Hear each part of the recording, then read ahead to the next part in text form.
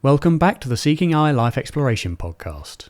It's been a while since the last episode, but today's discussion is with a very important and very prominent figure in the field of consciousness studies, Dr. Susan Blackmore.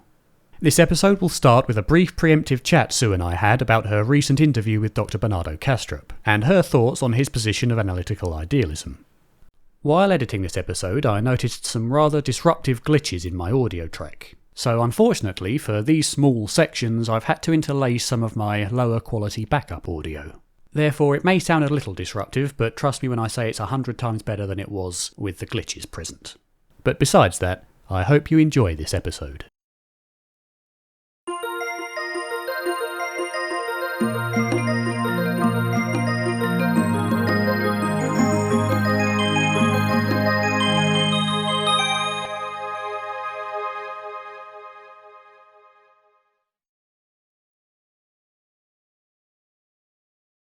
I know you've been involved, I know, for example, you had a debate with Bernardo Kastrup, who I've had chatting with as well.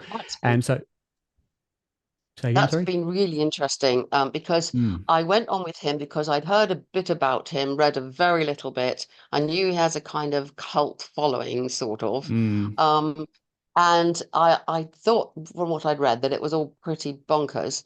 But then I had the discussion with him, which I really enjoyed.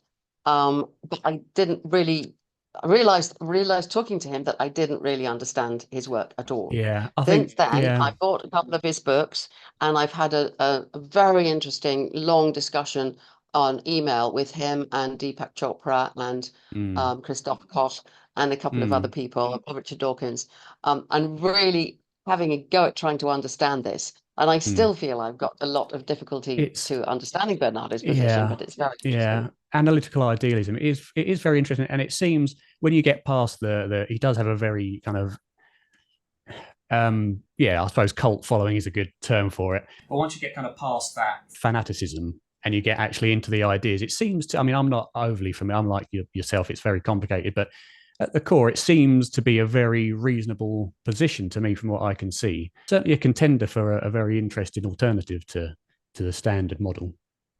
Well, it's interesting, but it has the same problem of all kinds of idealism do. What is matter? Because in idealism, it's all mind, or it's all consciousness, or whichever version you have. So what on earth is matter? So my first approach to that is to kind of dismiss it, because if you're like Deepak Chopra used to be, but he's kind of changing, matter doesn't exist. Well, okay, it does. Fine. Something exists. That's the point. Yeah, exactly. Something exists. Now, the fact that we call it matter might not actually give us any answers, but something exists. Now, this is where Bernardo is interesting, because he's trying to talk about what it is underlying this. In fact, this email group discussion I've been having, all of us were trying to penetrate this question. If you say that it's all mind all the way down, or it's originally mind, or whatever, you have to explain why. Well, you held up that bottle, why. I know it's a bottle, and we can agree you just held up a bottle. And that's the difficulty of theories like his. But I think his is one of the more interesting versions. A long way to go to understand. And from my kind of very limited understanding, it seems that in idealism, matter, like I suppose, like ourselves as individuals, is a dissociation of consciousness, which I don't understand what that means, but generally that matter is what. Matter is. What is consciousness, and how can you dissociate it? I mean, that you're the bed of worms, or whatever the expression is there. Yeah, I mean, we'd really have to kind of get the full context of what he thinks, what he means by that before we kind of jump to judgment, I suppose, because I'm sure there is an answer for that in his worldview. It's just that we're not familiar with it yet. Sure. Yeah. And now we move on to the main discussion of this episode. Hello, my name is Susan Blackmore. I'm a visiting professor of psychology at the University of Plymouth in the UK. I'm an ex-parapsychologist, because I utterly failed to find any paranormal phenomena, and I'm endlessly fascinated by the problems of consciousness that I think we just don't understand what on earth we're talking about most of the time. I'm also interested in memes. I wrote a book called The Meme Machine, and lots of books about out-of-body and near-death and mystical experiences, which I've had many of myself. So my main interest really is understanding what on earth is the mind? What is this? how does the brain do it? Does the brain even do it? Interesting problems to spend a life on. Absolutely. And I think you've hit the nail on the head there, first of all, with the initial question regarding the consciousness and brain relationship seems to always, from what I can see, at least in mainstream media circles, seems to be, how does the brain create consciousness? That's kind of the main question. But I think that overlooks the assumption that kind of begs the question that the brain does. That should be the first question: is does the brain produce it? And then if it does, if we determine that it does, how? Then we move on to the how question. And I think so often that initial question is overlooked. It's not overlooked, it's just assumed. Yeah, it's actually specifically said in many cases. Now, I can't blame the popular media for assuming. I mean, let's make one thing clear. The brain is clearly absolutely associated with the experiences we have, no question. We can find out where color's processed here and shape is processed here, and where the self-construction is built and connected up with this body schema and the memories. We know all this stuff. So the brain's got something to do with it, but what? When you say, I mean, you pointed it out, if you say it's generated, consciousness is something generated by the brain, then you are in a kind of dualism. There's matter, which the brain is made of, and then there's something else that's sort of exuded by the brain. If you go back to 1991, Dan Dennett's book, Consciousness Explained, he goes through this in so many different directions, comes at it from here, there, to show that it really doesn't make sense to say that consciousness arises from or is generated by the brain. And yet that is the heart of the hard problem. So Dave Chalmers' hard problem, which can be said as, how does subjective experience arise from objective matter? And people still, all this time after Dennett, where I was put the beginning of tearing this apart, really, people still trying to solve the hard problem, thinking that it's generated, looking for the neural correlates of consciousness, this bit or this process or whatever that produces it, or the global workspace where when things get into it, then they become conscious. Those sorts of things, that's deeply embedded in the field and hard to get rid of, because that's intuitively how we feel about it. But then our intuitions are really misleading. And it's certainly, as you say, there is no doubt that the brain is very, very, very, very closely linked with all things mind and consciousness, I suppose. Let me stop you. Even by saying that, you see, you've said it's linked with, as though it's a separate thing. So it's really hard to get out of this, isn't it? It is. But I suppose what I mean is, it's correlated in the sense that conscious experience and awareness and thoughts, etc., emotions, we can very clearly trace to brain activity in certain areas. And the question then becomes, of course, the standard question: is it causational correlation, or is it some other form of correlation? So I'll tell you what I'll do is if I briefly outline kind of what I think from I'm young, I haven't had kind of the life experience that you have, so and I haven't certainly done this academically. Might be a better, fresher approach then, being younger and embedded with all this history. Yeah, go on. So my kind of general thought about consciousness is, I don't think that it is I always struggle to use the right, I suppose, an epiphenomenon of brain activity. It doesn't, as you say, it doesn't arise from the brain in the same way, I suppose, that I can't really think of a good analogy. How can you, for consciousness? But I've been looking at things like near-death experiences, out-of-body experiences. I've spoken to those who have done the studies and who have researched various cases, and so many other phenomena, including things like evidential mediumship, which I haven't done much of compared to everything else. But I think that there is enough reasonably... I think essentially there's more than enough evidence now to suggest that the materialist kind of standard of brain produces consciousness, for in layman's terms, is perhaps challenged now, because generally the evidence that the brain produces consciousness, as we colloquially understand it, is strong. We have those very strong correlations between brain and matter. We know that we can, or brain and mind, we know that we can implement chemicals to turn off consciousness seemingly. We know that if you get hit on the head that you lose consciousness. We know that brain degenerative diseases cause lapses in memory and recognition and things like that. Evidence is strong to suggest that brain produces consciousness. However, I think that same evidence And those same correlations can also suggest that the brain is an intermediary of something that we've yet to kind of understand the nature of. And the common analogy used is like the radio and the signal. Yeah, I'm sure you've heard many times. It's gone back to Bergson in the 1910, but it goes back even before that. But as soon as there were things like radios, people started making that idea of the and to me, kind of that analogy, it's not going to be perfect because consciousness, whatever it is going to be so far away from what we currently think it is, I'm sure, in a universe that we don't understand a percentage of yet. But I think that taking that very basic idea of a radio and a signal to analogize, if that's a word, with the brain and mind, I think that the correlatory evidence that we have for brain produces consciousness is equally as strong to suggest that. Plus, I think also the anomalous experiences of consciousness that we have recorded and that people have researched and studied, and to which you may disagree with, have confirmed to have taken place, I think add an extra layer of evidence to support some alternative theory that consciousness is some kind of closely correlated but not necessarily dependent upon a functioning live brain. Does that make sense? Okay, let me try and unpick this, because you've taken quite a few steps. First of all, we've agreed that the whole generating consciousness thing doesn't work. That's not the only form of materialism there is. There are other ways of thinking about materialism and rejecting it. You talk about out of body, I guess you'd say mystical experiences and near-death experiences, these kind of things. But you leap from the fact that there's all this evidence that the experiences happen. You leap to, that means that our ideas about consciousness are wrong. So I would agree with you as much as to say that we don't have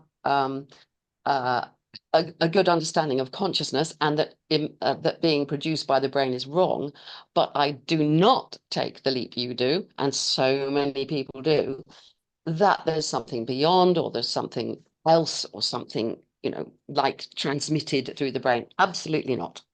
So let's take the basic near-death experiences, for example.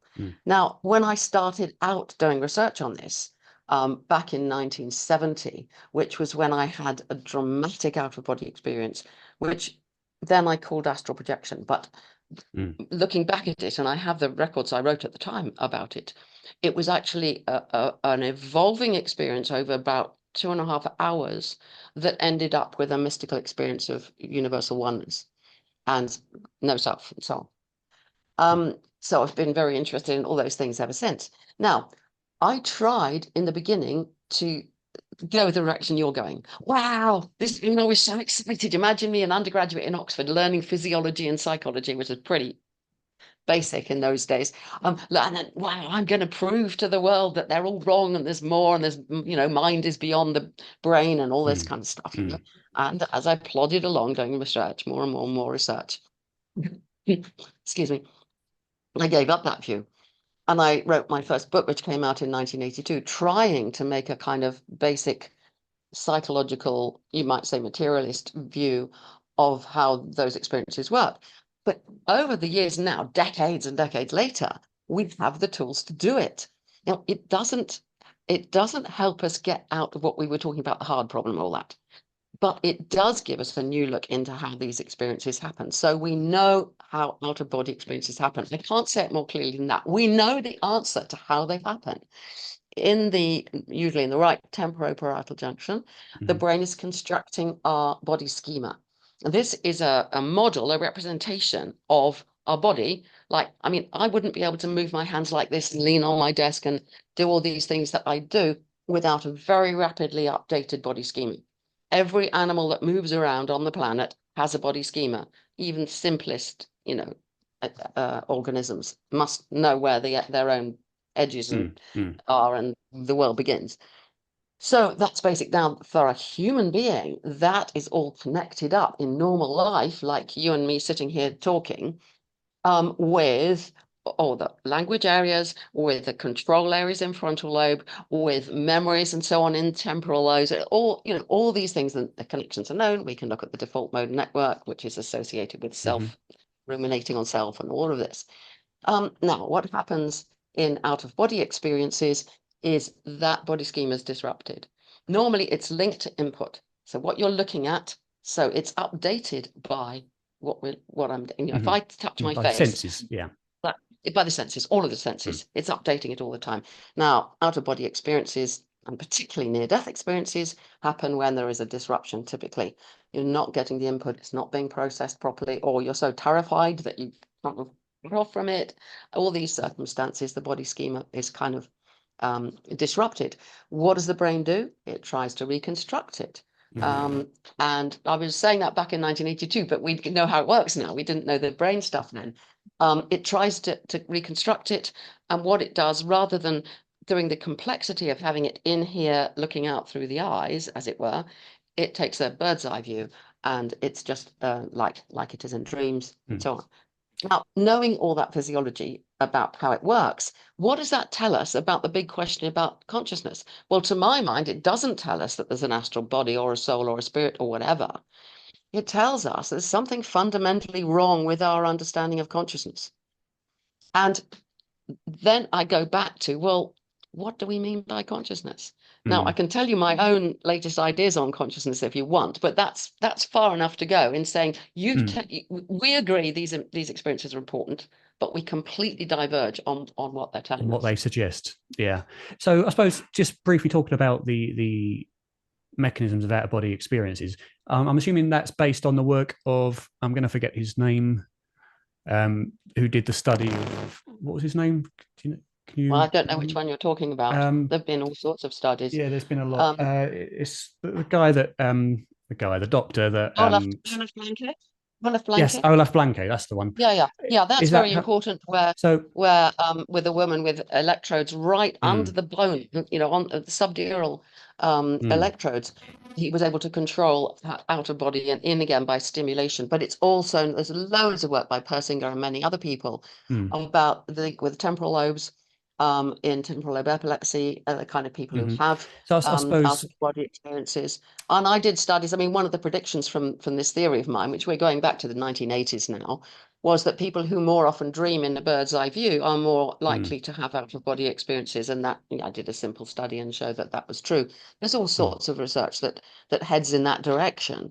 And the methods that people use for inducing out-of-body experiences are typically ones that disrupt your connection to the input. If you take, I don't know, Monroe's training of how you do it with strange sounds and all these other things, they're all working at the same idea to disrupt the connection between the body schema and the input, sensory input. So I suppose moving on, from the phenomenology of the out-of-body experience and the near-death experience, because to me, the near-death experience specifically, I think a lot of people look at it kind of the wrong way in terms of its value in understanding the ontology of consciousness, because if that's the right word, because generally people like to look at the personally important stuff, like going into this realm and seeing the deceased loved ones, and to me that is great, but that doesn't add value because it's not verifiable. We can't verify their perceptions in these other realms, and so to me the only near-death experiences that I am interested in are those that come with the so-called phenomenon of veridical perception, which I know you know a lot about, where for those that don't know, which they will do, go ahead. People are so desperately keen for this to be true, and in my opinion it's not. Now, there'll be a lot of people, if people are watching, going, no, she doesn't believe in it. Well, why don't I? Because I have done the work. I have spent decades working on this stuff. Not recently, because I gave it up in about 2000. I had enough. But if you really do the work and you go into any one of these amazing claims, the shoe on the ledge, the green dress down the corridor, the little boy seeing his mother on the telephone in the other, many of them, you will find either there's something wrong with the evidence and the claims don't stack up, or there simply isn't enough evidence. These stories are trotted out again and again and again. Now, there's also experimental work in labs, which is never really come up with evidence of something Aware in study the body. Sartori, etc. Yeah. The problem is people so want it to be true. Now, let's leave it aside because we're not going to agree about it. But instead, let's think, well, what would it tell us if it were true? What it would tell us if it were true is that everything's wrong with what we know about the brain and the mind and matter. And that may be so. But it would tell us that there's some other realm, that there's some other, that the self is some kind of separate thing that can leave the body, that it continue without the body. None of that stacks up theoretically. So I'm in the position, I mean, simply because of what I've said about the self, we know that what we think of as ourself is a construction of the brain. And let me just throw in another thought here. I've been practicing Zen. I'm not a Buddhist, but I've been practicing meditation, Zen meditation since 1980, 1979, probably, The art of and doing every day nothing. since 1986. Pardon? The art of What doing did you say? nothing. Yes, absolutely. Just sitting. Mm. And what do you find? Well, you go on and on and on and on, throwing off these layers of assumptions about the nature of mind. That kind of approach does not require the self to be something that could possibly survive after death. I mean, forget about Tibetan Buddhism and reincarnation, which seems to assume a separate self, which the Buddha said there wasn't. And what does the Buddha say? The self is not what it seems to be. It's actually not continuous. Like everything else, it is impermanent. It's ever changing. There isn't somebody in there. I like one of my absolute favorite quotes from the Buddha. Actions exist and also their consequences, but the person that acts does not. Now, that's a very interesting way to live life, to take that on. This body does things and is responsible, but there's nobody in there doing it. This is the giving up of self project, really, of Buddhist practice, giving up the false self, giving up this idea of this self in here. Now, this self in here who's in charge, who has this thing called consciousness and has free will to wheel, all of that is a project of giving it up. That's the project that I've undertaken in my Zen practice.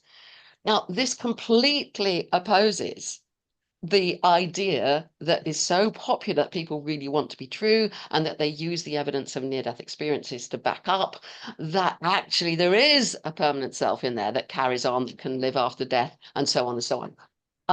And it just doesn't stack up with either the neuroscience, which tells us how the illusion of self, the story of self, is produced, or with the meditation practice, which is not, I mean, it's in Vedanta and other places you can find non-dual approaches to self and so on. It doesn't stack up with either. So to me, as I've said when I gave up parapsychology altogether, that whole path, let people go on finding evidence. If they really do, it will be fantastically exciting and I'll jump back in there, but I don't think it will ever happen. Put that aside and think, what do the experiences themselves tell us? What does it mean that we are capable of being in states which are so fundamentally different from the everyday deluded idea that I'm sitting here at my desk and I'm in here looking up in my eyes, and I'm a separate self. That's where I stand on this. Now, that you kind of said, well, this overthrows our views of consciousness being generated by the brain. And I agree that's wrong. And I have a completely different view on that. I don't know whether you want to hear about that, but I think we need to go in a totally different direction. Sure. Let's let me try and remember. So you briefly just mentioned that if, say, veridical protection and the existence of a separate self, whatever that would entail, were to be true, that would overthrow, or that would mean that our current knowledge of brain, etc., is wrong. That I hear quite a lot, and I disagree with that, because I mean, people seem to think that... Well, it wouldn't mean that what we've discovered about the brain is wrong. It would mean that what we're trying to do in understanding consciousness, we would need to be looking at what is this separate thing. I see. And yeah, correct. Yeah, that's very difficult to do. That's all I mean. Yeah, I see. I understand. Right, because I hear a lot that from others that if consciousness were to exist separately from the brain, there was this soul. I don't like the word soul because it has connotations, but that would mean that everything we know in science, in materialistic mechanisms, is wrong. I say no, it wouldn't. It would add another layer on top of the science that we currently understand. Because I'm an atheist as far as I consider myself. I don't believe in a personal God or anything like that. I'm not religious at all. And I think people, when we look at these things, it's often brushed aside to kind of say, well, it's a religious topic. It's not a matter of science. And to me, the survival of consciousness after physical death, the possibilities of that and what that would entail is absolutely a matter for science, not a matter for religion, because that implies that, the use of the word soul I struggle with, because that implies something paranormal. And to me, if there is such a being or a consciousness, it's a nature of the universe. It's a part of being human. It's part of our science that needs to be discovered. And I think isolating these near-death experiences and out-of-body experiences and religious experiences to a matter of religion that can't be studied and is completely personal is never going to lead to any kind of involvement in this. What is it that makes you take this direction? I mean, the neuroscience is now so brilliant. Is that so far to go, but we know so much about how the self is constructed, how decisions are made in all kinds of parts of the brain, multiply in parallel. It feels as if I am deciding to. Well, it doesn't even feel as if I'm deciding to move my hand, does it? Because it kind of just moves without me. But we ignore that and we think we're in charge. We are understanding ever better the illusion. And now you're coming along and saying, well, these interesting experiences, they show something else. They show something about that materialism is wrong or something. Why? Well, I wouldn't say they show it. I'd just say they. The paranormal. Sorry, I'd say that they suggest that there's something more going on that would, match or conjoin with materialism too, because of course materialism or the science of the material is correct. We know that. We know that we know that the general laws of the universe are still going to be in play. If you jump off a building, you're going to break an ankle. That's you're not going to float up in the air. We know that everything we know is at least correct to those fundamental levels. So nothing will change. But the thing that makes me think is I've seen, and I think we differ in our views of what constitutes an anecdote versus a case. So a friend of mine, who I'm sure you've heard of, Titus Rivers, who wrote The Self Does Not Die, 100 all of those cases. Stories repeated without proper sources, without proper examination, absolutely infuriating, very thorough, but just the kind of book that makes everybody believe that out there this science is proving that there's something beyond the body. Yes. So what are your views then of the cases in that book, for example, that seem to have corroboration from those that were involved and others, third parties, that seem to conglomerate into these? I mean, from what I am aware of, Titus and Rudolph, his co-authors, and Annie seem to dive deep into each case to determine the validity of the claims that were being made. And others that I've spoken to, Bruce Grayson and Jan Holden, who have seemed to have also done a long period of work, as you have yourself, over many decades, and have written extensively in peer-reviewed journals about this kind of subject, also come to the opposite, I suppose, conclusion of yourself. Although they are still very much, they know the scientific method, and they are scientists themselves, so they know, you would hope, what would constitute good evidence and how to investigate these cases, etc. And they consider these cases to be cases rather than unverified anecdotes. So why do you think yourself and someone like Bruce Grayson, Pin Van Lommel, etc., have come to such different conclusions? Normal. I mean, it's interesting that you raised that one. Do you know about the teeth in the drawer story? Oh, now, the dentist, this teeth in the dentist, dentist man, teeth man, what else? Tooth man. This sounds like such a fantastic story. But Van Lommel writes in there, a nurse in my department told me a story about this man, blah, blah, blah, right?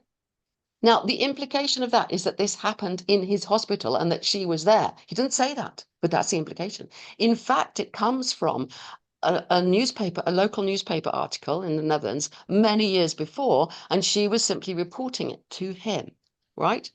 Now, what corroboration is there really? I don't want to spend my time going through all this. It is awful. And he puts other mistakes in that famous 2001 article of his.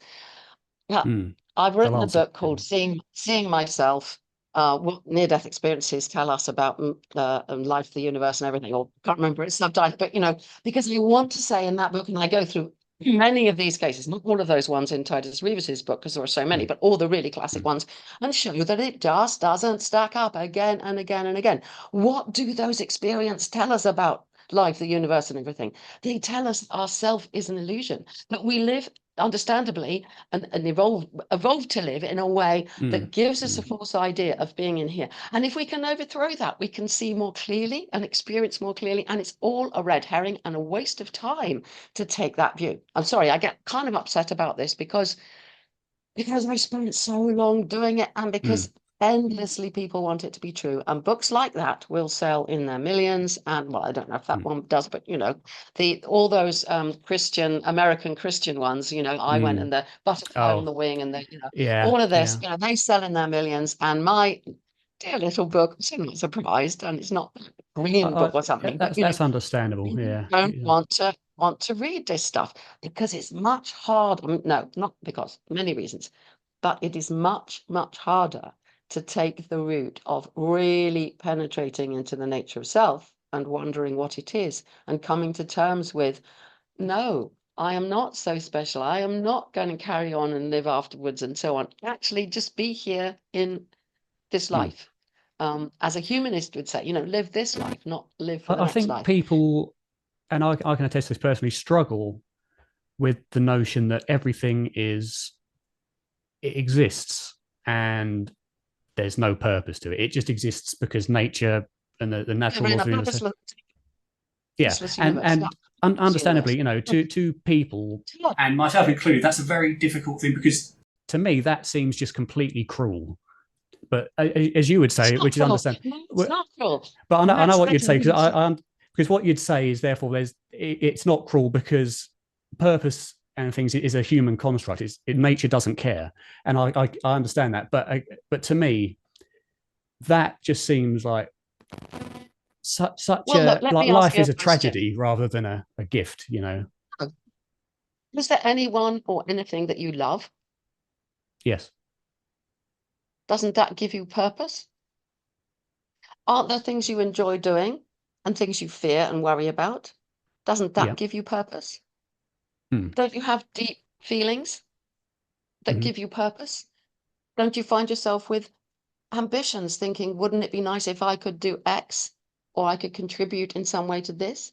That gives you a purpose. Everything we've been discussing so far, I think a lot of people listening to this would think, no, she's a materialist. Please, I am not a materialist. I have not been a materialist for decades. Materialism doesn't work. Now, what are your options? Various kinds of idealism, which don't work. So I have for years and years just called myself a neutral monist. In other words, somehow everything has to be one stuff. Otherwise, you get the hard problem. How does consciousness arise from the brain? Which I agree with you. You've rejected that. So I just say I'm a neutral monist. So how do we get a monist view? And you can find monist views not just in Buddhism, in Vedanta and various other spiritual traditions. Now, I don't have answers, but one way that I'm working on at the moment is an idea that I first had back in 1986, and I wrote it's the abstract still online from a conference presentation I did, which was called "What is it like to be a mental model?" Now, you probably know the famous question from Nagel's, the philosopher Thomas Nagel's famous paper back in 1974, when he asked the question, what is it like to be a bat? And the point of that is, if there is anything it's like to be the bat, something for the bat, in other words, a bat's experiencing, that's what we mean by consciousness. So that question is critical in consciousness studies. What is it like to be? Now, the problem with materialism is if you take this in terms of what is it like to be the bat, and the bat is a material object, then you have the hard problem arising, well, how can there be anything like to be a bat? What I was saying in that 1986 paper was that there's not something it's like to be the bat. There's only something it's like to be the bat's own model of itself. or its representation of itself. So a bat flying around at night, zooming around with using sonar to reflect off objects and building a world. It's building a world we do it with vision, but a bat is doing it with sound. It's building worlds. And what is it like to be those worlds? Well, it's like whatever that model says it's like. So if this bat model is saying there's something approaching, that's what it's like for the bat. If the model is saying food detected over here, that's what it's like for that in that model. And there's nothing beyond that, is what I'm saying. So when we come to human consciousness, I am saying that what is it like to be me? Well, it's nothing it's like to be this physical thing. What it's like to be me is whatever model of self the brain is building. Now, we know from the science, and I'm not saying science is impossible, but I'm shifting kind of the value of that science, the meaning of it. We know that this brain, most of the time, is building a model that says, I'm in here looking out through the eyes, you're over there, this is my room. It's building a constant temporal and parietal kind of location in time and space at any time. Yeah, and that can change. So now my understanding of my own out-of-body and mystical experiences, I've had a lot of various experiences of various kinds and psychedelic experiences. I have quite a bit of experience with many different psychedelics, is that the models shift and with it the self, because the self is only a model. And that's all we have access to is all through the models. So we are inventing through our models the idea of what matter is. And we might be wrong. We're not wrong about the fact that if you do X, this follows. I think we're not wrong about the idea in predictive processing theory that what the brain is fundamentally doing is controlled hallucinations. It is predicting at every layer of this massive hierarchical system, the brain is predicting what the next input's going to be. And to do that, it's building models of the world to try and infer what is out there in the world. And that's how we do science as well as how we live. So I think that's where I stand. Materialism is false, but we need this. And then we get to answer, going back to what you asked me about Bernardo Kastrup at the beginning, we get back to, well, why do you and I agree that you were holding up a bottle when you were doing that? We get into the discussions about that, which is fundamental physics, is what's underlying the nature of the universe. And it is clearly not precisely the way we think of it now, which is why I was kind of disagreeing with you. Know exactly what matter is. We don't. We know if we do this, this follows, and that's all we know. Yeah, I think, when I said we know what matter is, I think what I meant was we know how it interacts. We know that the laws of matter will work. As I say, if you jump off a building, you go down, you don't go up. The Earth is not flat, it's round. We know this sort of thing. So I suppose when you talk about the sense of self, I think it's easy to kind of conflate two different things for most people. And that is that kind of when people think of consciousness, they think of, my thoughts, my feelings, etc. When I think of consciousness, I think what the thing that's behind that, what it is that is aware of my thoughts, my feelings, kind of behind all the things that is human and that is just aware of everything that's taking place. Kind of the background, if you know what I mean. From an experiential point of view, that thing that knows the things that I know. And it's difficult to say. No, I understand what you're saying. And I think that's all part of the model that we build.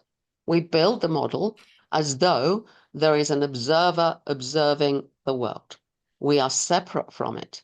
We are somehow in here and the world is out there. And the emotions that you were talking about, I can feel this. I can feel my heart thumping. I'm frightened. I can feel this. There's still an I who's observing. That's the way we build it. Now, long-term meditation practice, certain psychedelic and mystical experiences will utterly destroy that. So there then is experience without an experiencer. Often but even so, that experience, not the experiencer, but the experience still remains. So I suppose the question then is, what is that? And why does experience, even with no subject, why does experience itself exist at all? And where does that come from? Because it must arise from somewhere else, it wouldn't exist.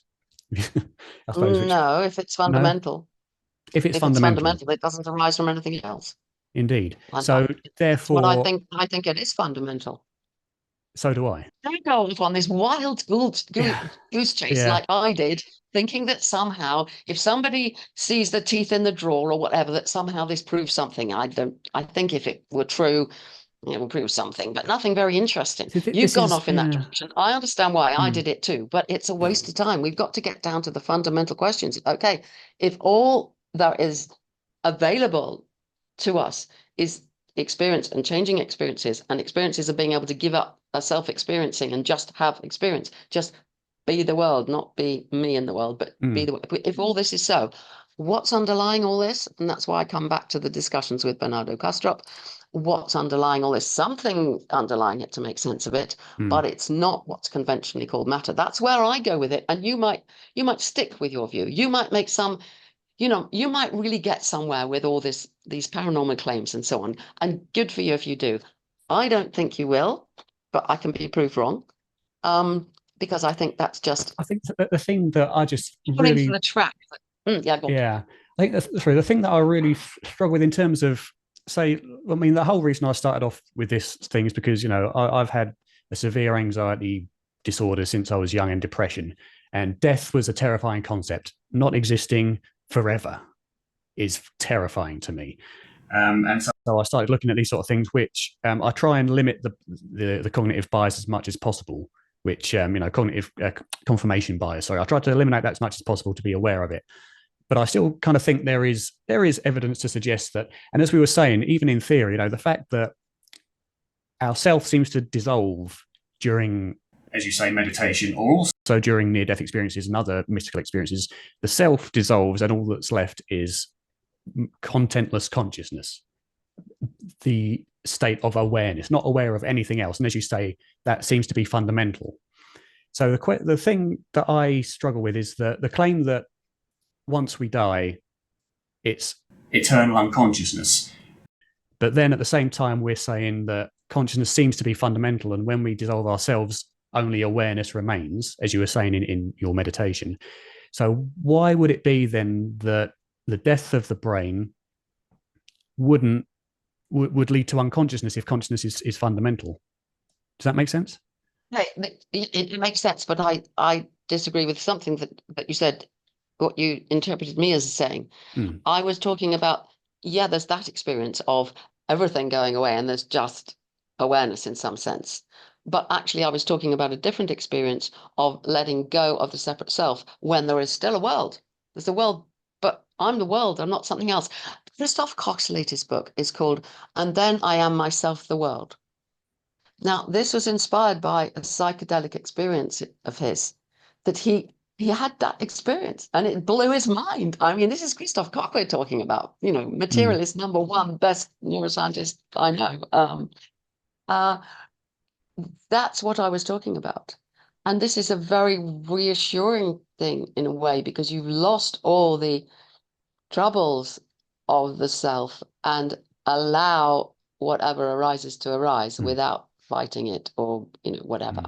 I mean, this is another whole story where one goes with that, but it's not. That's rather different from, and this is the way one can live, selfless. I mean, I'm not claiming to be enlightened and so on, but I've had a lot of those kind of experiences, and I practice that kind of way of being regularly. So, but let's take seriously your fears.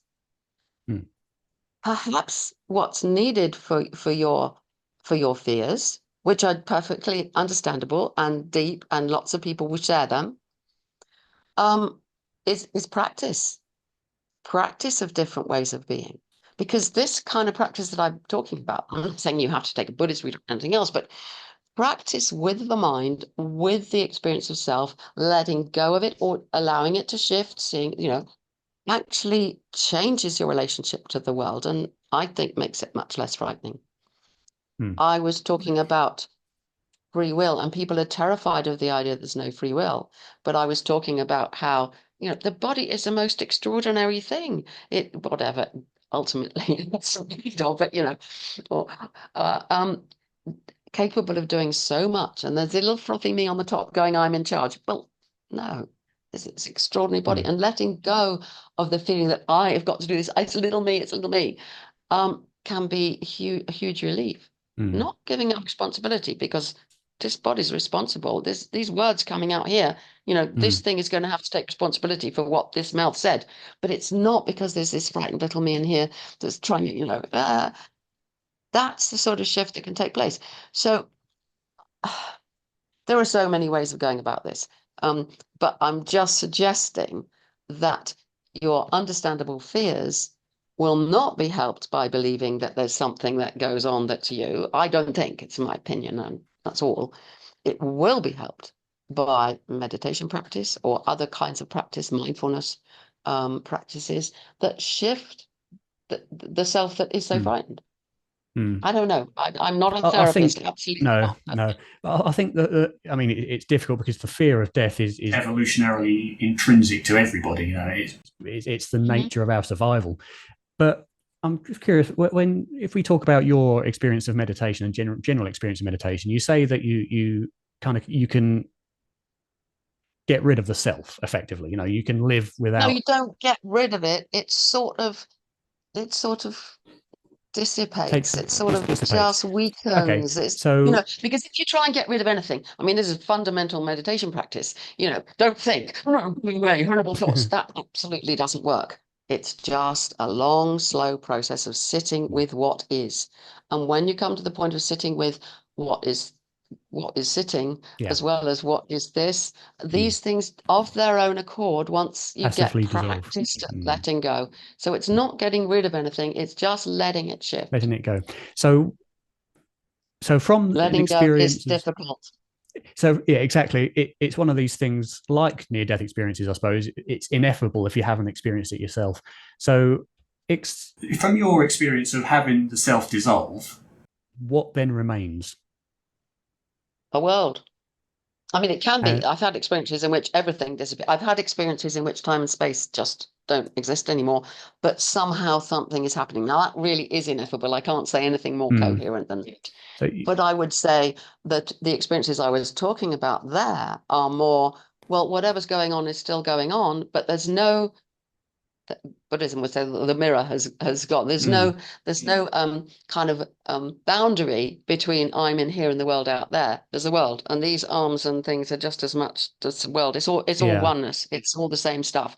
So if I'm sitting here chatting to you, well, that's what there is. But if I'm sitting quietly in meditation in a very quiet place, then there's not much. But if I'm, as is more typical, sitting out in my garden or sitting in my room, there's something going on. There's sounds and so on, and they go on. But they're not going on for me. There's not also me experiencing them. There's just experience. So this is tricky stuff to talk about, isn't it? It is. But it's very important because it gives such an important idea, not only to what it is to be conscious, but what it is to be part of life, itself. Yeah. So what is the difference then? Can I just say something about? Sorry.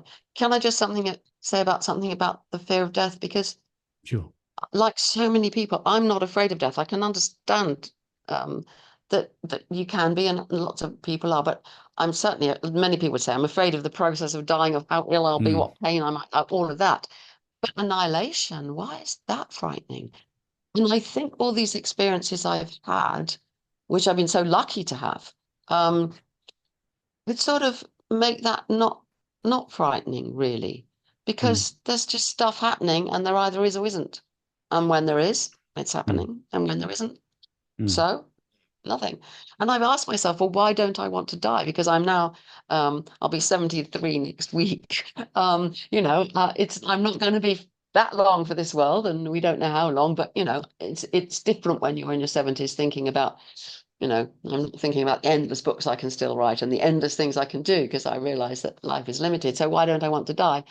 One of the main reasons is I want to know what happens. Climate change and what we've done to our planet is so awful, and I'm kind of curious, and I want to know what happens, and I want to know what happens in all sorts of other senses to people, and to think that I won't be here to find out, and that's so childish and terrifying, and that is also dissolved. I think it's in the process of dissolving, because if you really give up the sense of me being important, then I become just embedded in a universe that had a past and has a future.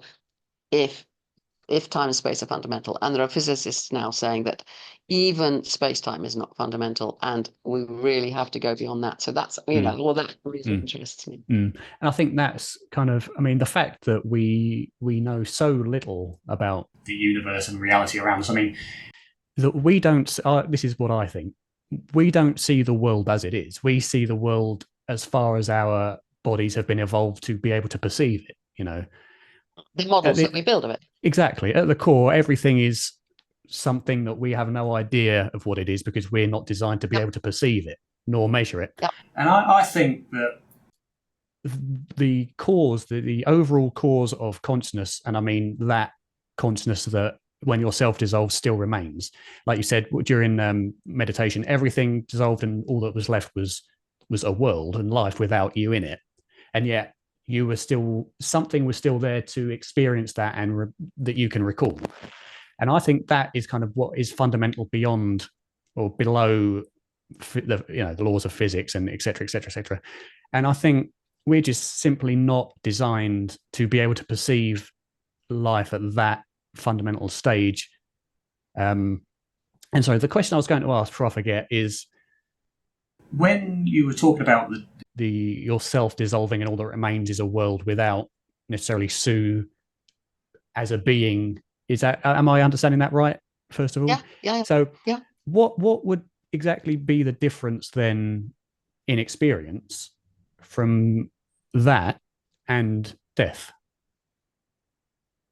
Well, there won't be any. I mean, if we take the idea that a brain is constructing models or representations of a world, and that's all there's access to it, it's all models all the way down. Well, there won't be any if there isn't a brain capable of producing any. So there won't be any. No. So there won't be a me experiencing a world, but there won't be world either. It's not like what I was talking about, the experiences of selflessness, where the things are happening, but they're not happening to me. It wouldn't be like that because there's nothing happening because there isn't a brain anymore doing it. But I do not know. We are going beyond. I'm not, trying to answer these questions. It kind of sounds like I know the answers. I can tell you things about my guesswork, about what life has told me, but I have no definite answers.